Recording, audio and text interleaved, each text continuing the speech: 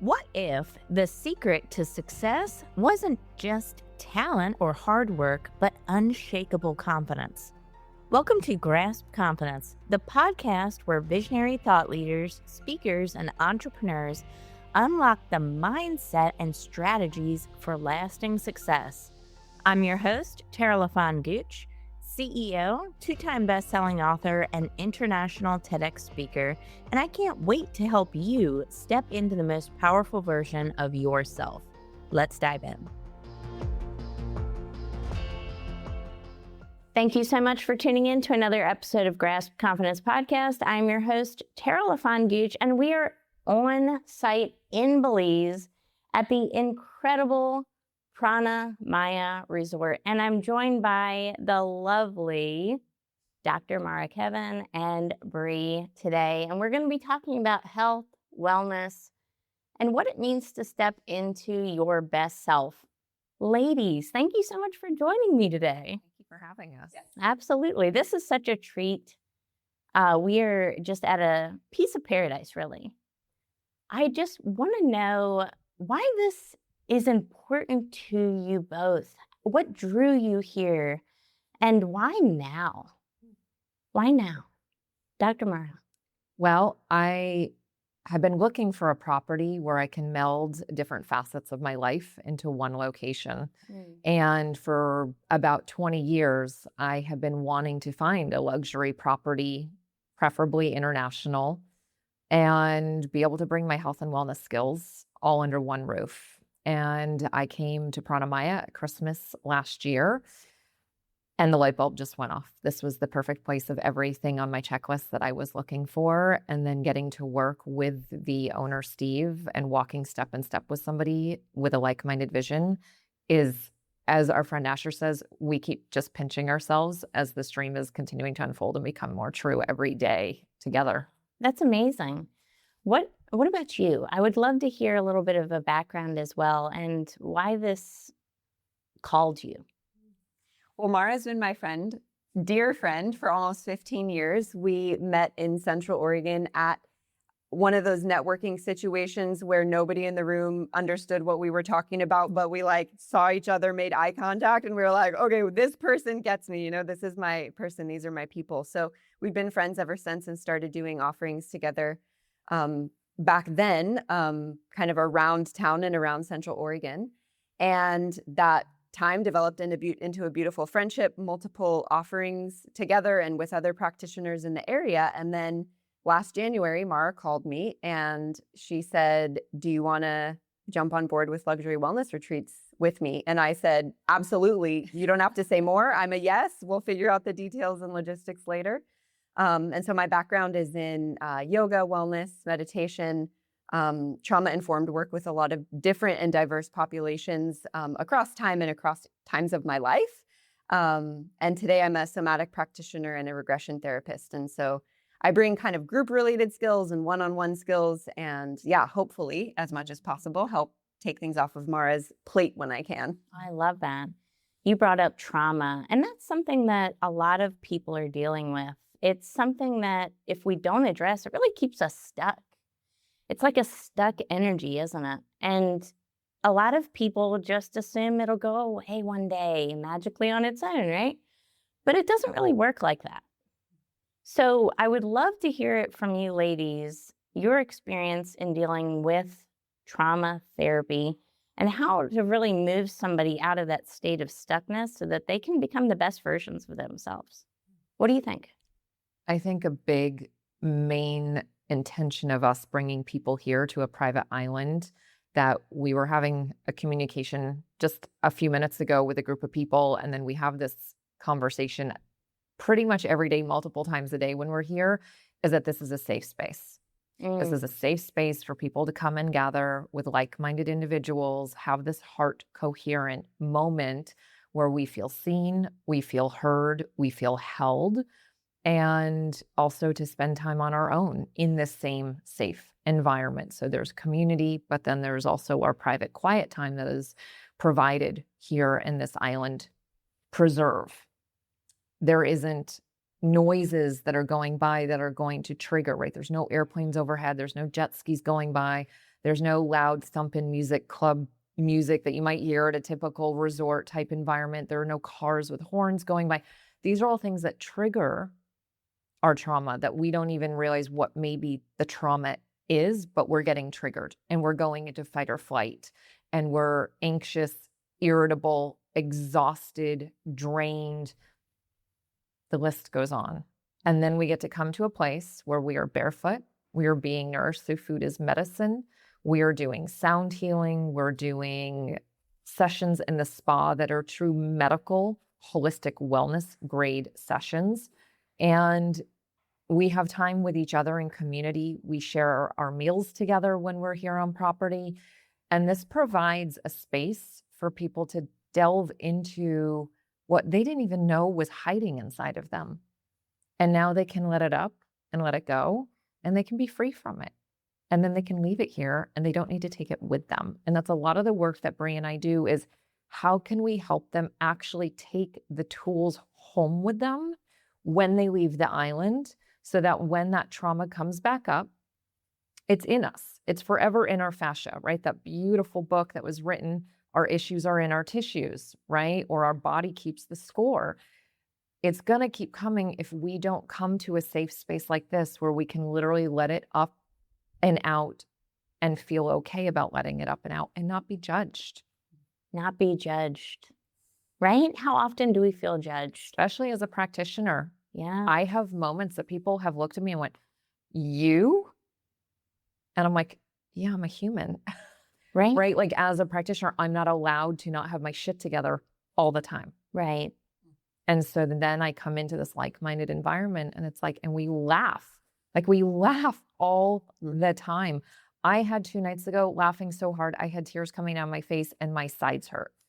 That's the best. It's the best when you can't even on like the planet. Yeah. And a lot of the time we'll even hide that. We'll hide our smile, we'll hide our laugh versus really belly laughing, letting it out. And then it becomes this contagious feeling of, oh, that felt good to let that go. That was fun to laugh and let it just be. Wow. That's so powerful, right? I think so much of our lives we spent hiding. Especially as women. Right? We hide, we cover up, we mask, we pretend, we put on performance. And all of this can lead to imposter syndrome. It can lead to us feeling like we have to fake something about ourselves in order for other people to trust us or like us, right? Your work as a somatic practitioner, I'm very curious about this, and some of our audience, they may have never heard of this before, right? For some people, this is new to them. So I would like to hear, what is it? What does it mean? And who would benefit from something like that? Yeah, it's such a great question, kind of on multiple levels, of course. So somatic comes from the word soma, which is our liquid. Sounds funny, but there's really this nectar-like quality of the softer tissues in the body. So whether we go from the fascial perspective or whether we go from a more energetic, like the fluid parts of us that are energetic. And the reason I say that, or I bring in this analogy of fluidity, is because inherently doing somatic-based work requires slowing down. So these parts of us that call it wisdom and or call it issues that are stuck in the tissues require a different pace. And so, for example, when we do yoga on property, unless we're very specifically doing, a workout or we're using, we have TRX equipment, it's like we're moving slow because we're wanting to give a different baseline of pacing that's different from the pacing we're sort of often required to just match in the outside world. So maybe step one when people come onto property or come to a retreat is simply we just start slowing down with basically everything we do. And then in one-on-one sessions, or as we think about incorporating somatic-based things in group sessions or in one-on-one, is one, honoring that slowing down. And then two, really giving space for the way cream bubbles to the top, in a glass of milk. Algae. It's like if you give those parts of us a little bit of time and space, and if we do the pacing thing right, then whatever might be just under the surface, we aren't trying to dig to the depths of someone's soul. That might happen while they're here in this environment, but in general, just even that one layer of like, wow, I'm really anxious every day I go to work, and I'm feeling that layer have enough space to, one, just be felt, acknowledged, and then often named, especially if we're in a one-on-one session. And then from there, there's a lot of directions that can be taken. But I think that slowing down and finding a different pace almost is like the first window you have to open to access anything deeper from there going forward. Stop running. There's a saying, speed up to slow down, right? But our culture, society is not designed for that. We're taught go, go, go, get 'em, got to be a go-getter. You got to do this. You got to hustle. You got to try harder. You got to constantly be striving. And it's exhausting, and it can lead to anxiety. It can lead to depression. And what it doesn't lead to is healing. Yeah, right. And I love the point you brought up that the first thing you need to address is that slowing down so that you can name it to tame it, so that you can release it. That's powerful because as you're talking, it feels like stuck energy that can actually be released and moved out. We call it stagnation in Chinese medicine. Stagnation. Or stagnant. So you might be running really fast, right? Driving 80 miles an hour in a car, running literally on a treadmill after you run all day long, but you're stagnant internally. Wow. And so then that stagnation parlays to depression, anxiety, insomnia, weight gain, digestive issues, backing up versus suppleness. Right? The opposite of that stagnation is smooth flow of chi, smooth flow of prana, that free flow of energy that is exchanged between people in spaces within ourselves. And so if we don't slow down, we're not going to open up those channels. And it just continues to block up. Mm-hmm. So who would need this? It sounds like everybody. I mean, it sounds like we all need this, right? But I'm just thinking of the viewer, the listener right now. They may be saying, okay, maybe this is me. Maybe, maybe people had some unaddressed childhood trauma. Maybe they're going through something. Maybe they're seeing some repeated patterns happening in their life. And, they're not sure. So who do you think would benefit from this the most, besides everybody? Because it certainly sounds like everybody needs it. But I think people who are identifying as unwell, because I don't ever want to say somebody is sick. That is a Western medical diagnosis of you're sick, and here's what we can give you to undo the sickness, even though those have side effects that create more sickness. So when we start to identify and we start saying these things over and over again, I'm so tired. And all we say all the time is, I'm so tired. right. That's the first thing that I want to say to somebody is when you are repeatedly saying in the morning, as soon as you wake up, when your cortisol is highest and you should be bouncing out of bed and so stoked for your day that's coming, and you're like, I can't wait to get back to this bed.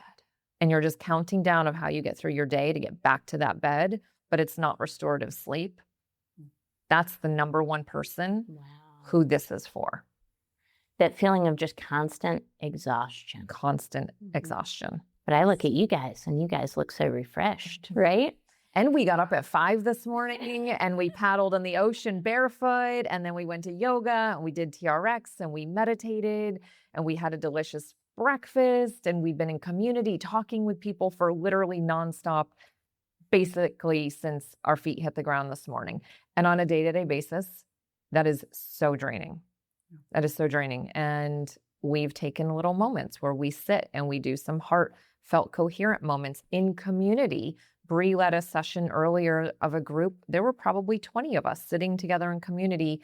And on 3 different occasions, Bree just held space of let's all just take a moment, let's close our eyes and let's breathe. And let's tune into what's around us. And I felt this massive Mm. It was all of 30 seconds to 60 seconds, but we took a beat together, right? And so people are not giving themselves any grace anymore. It's almost this competition of how exhausted I am. Oh, I know, I hear you. Let me tell you about how exhausted I am. But I'm going to keep running from that saber-toothed tiger, and then I'm going to go to CrossFit, and then I'm going to get on the treadmill, and then I'm going to run. It's not sustainable to do that. And what's really, I think, two of the most beautiful things that I've witnessed here were doctors who came to our retreats who are highly ambitious, very well respected. And I remember at different points of them coming on the retreats, looking at them, and they were like, their faces were blank. I mean, like literally we had undone their nervous system to a point that their brains were out in the ocean. The wheels weren't cranking like mad people. And they were like, wow, this is heaven. This is suppleness. This is relaxation. This is chill time. And I was like, did it. Great. Right? That's what happens when we're here, is people who are highly ambitious, highly motivated, not giving themselves grace. And then they come here and you see them go all gooey. I call it the Gumby effect. I like that. I just had a visual of a gummy bear. And you just get all relaxed and happy and laughing and more childlike, right? Ooh. We lost our either ability or wantingness to just play. To play. To play. And it was a natural state. That's how we learn. That's how we develop. And then you become an adult and go through the drudgery of all of these things and the high performance. And I mean, doctors are some of my favorite people, right? The folks that I work with, they're high performers, they're athletes, they're doctors, and they have an incredible drive. They're also some of the people that question and doubt themselves the most. Mm-hmm. And that's why they keep running. And that's why they keep running. And it's like no matter what type of outside validation, external validation they get, the next certificate, the next degree, the next whatever. Versus laughing at themselves. And everything kind of feels empty, you know? And they get to that next thing and then they say, you know what they tell me? What's next? Right. Instead of enjoying that moment in the present. And what you're telling me is this space can actually help you get to that present. Absolutely. And play. Remember to play. So this morning, Bree led our group out for sunrise. And it was extra special this morning because we were watching the sunrise while the last full supermoon of 2025 was setting on the total polar horizons. That in itself was the most magical moment. But I was late to the party. I was running to catch up with everybody. And so they were all out on the paddle boards and the kayaks. And the only thing left was a paddle bike. And I'd never been on one. And I had that moment of self-doubt of, I've never been on this. Am I going to look stupid? Am I going to look silly? How are they going to perceive me? And I was like, whatever. I got to get out there. I want to be with my people. And I got out there and I was pedaling like a little mad woman to catch up with them. I was laughing the whole way. And I saw them laughing, going, this is so cool. We were hoping somebody brought one of those out. And I was like, where did that voice even come from that I even questioned playing? And then it's like the best way to start the day, right? It was goofy. It was fun. I had a great time. Had this magical horizon to horizon moment surrounded by water with friends. And we were all laughing. People were falling in, losing their balance, laughing. Even one of the little girls who's with us, she's 10 years old, and she was going from her mom's kayak onto my paddle bike. And we just stretched the distance a little too far. We didn't gauge it quite well. Sorry, kiddo, our bad as adults. And she belly flopped off of the kayak into the water. scamper back up, and then like fell over laughing so hard at herself. Like, that was funny. It's like, yes. Why don't we remember to do that? That when we fall over and we belly flop, do we not laugh and go, that was silly. Let's try not to do that again. Right. Right? Right. And those are the moments that we have here, is it's this reminder to play, to not take ourselves so seriously. And in the moment when we do, Bree and I have some really, Steve's business partner calls it, we've got some cool stuff going on over here. So we've got some cool stuff that we like to share with people that we can take them out of that mode, right? We have the somatic healing, we have the acupuncture, we have the Belizean inspired massages, we have the vibe bed with the molecular hydrogen therapy, we have meditation, we have journaling, we have grounding in the salt, tea water, and the sand. All of these things are right here, and you don't have to go far because it's on a tiny little private island. I tried the vibration bed today. Yes. First time. What'd you Had think? never heard of it. It was really cool. And, I got a menu, which vibration. I said, I don't know. What do I pick? Which frequency do you want? Right. And I said, oh gosh. And as I'm looking through the list, I see ancestral healing. Oh. And you know what? I picked that one. And she said, why did you pick that? And I said, because I want to give a gift today. Oh. I want to give a gift today. Because when we heal ourselves, we don't just heal ourselves, do we? We heal our past, we heal our ancestors, we heal Those really around us, because we're those now not around us. passing that energy on. Yes. And really, there's a saying out there. If we each sweep our own front doorstep, the whole city would be clean. I listened to that on your Right? podcast, and I've actually shared and Such a quoted good you. quote. It It's is such a good quote. My favorite. Yep. And it starts with that self-leadership and the wantingness, though, and believing that, you know what, I am worthy of being healed. I don't have to continue this cycle. My life matters. I have a purpose. And it starts with me. It starts with me, and we're going to do this thing. Do you ever experience that in your work when you're working with clients that maybe they came to you and, they weren't sure what somatic healing was? Because I didn't, I'll be honest. And then they walked away and said, okay, so when's the next session? When do I get to pencil Bree back in, right? Have you experienced that? Yeah, I think it's always trying something for one time or the first time is a great move, but there really is a momentum that builds with acupuncture, with maybe any kind of energy healing or We got to chip away at the subtle expert. healing. Gotta Yeah, where having this kind of regular contact, not just with a practitioner because like they're an expert and they're helping, but because something really valuable that is really sometimes, it's both really obvious when you're in the moment, but it's sometimes hard to put into words, which is in those interactive shared spaces between two people when one person is essentially, I'm just going to call it like holding the highest and best good and healing for another human being, regardless of the modality. Yeah.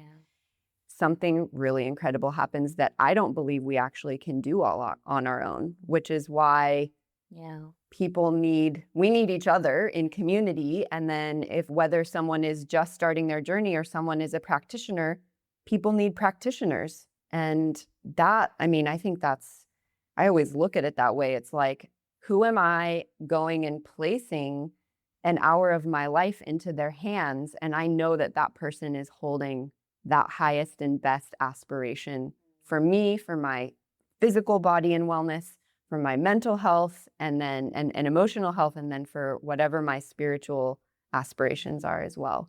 And that's a huge gift that practitioners give people all the time. So yes, I have people that they try one and then they're like, okay, what does it look like to continue this? And I usually recommend like, let's try weekly for a month is a really good place to start. And we look at something usually pretty specific because people usually have a very specific wanting or challenge or roadblock, or behavior they're trying to change.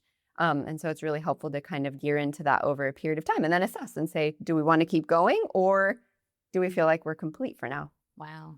And what I love about this approach too, we're talking about the whole person. We're not talking about one part of the person.